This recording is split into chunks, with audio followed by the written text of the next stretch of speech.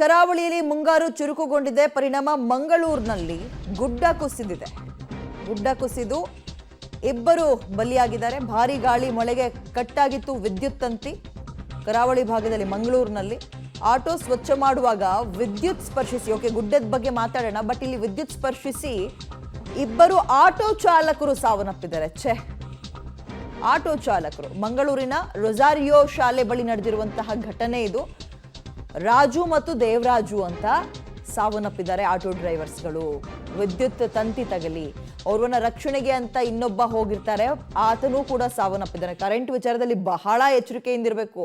ಯಾಕಂದ್ರೆ ಒಬ್ರಲ್ಲ 1000 ಜನ ಹೋದ್ರೆ ರಕ್ಷಣೆ ಮಾಡಕ್ 1000 ಜನರನ್ನು ಅದು ಜೀವ ತೆಗೆದು ಬಿಡುತ್ತೆ. ಇದು ನೋಡಿ, ಇಲ್ಲಿ ಆಟೋ ಕ್ಲೀನ್ ಮಾಡಬೇಕಾದ್ರೆ ಮಳೆಗೆ ಮತ್ತು ಗಾಳಿಗೆ ವಿದ್ಯುತ್ ಕಂಬದ ತಂತಿ ಕಸಿದು ಬಿದ್ದಿದೆ, ವಿದ್ಯುತ್ ಸ್ಪರ್ಶಿಸಿದೆ.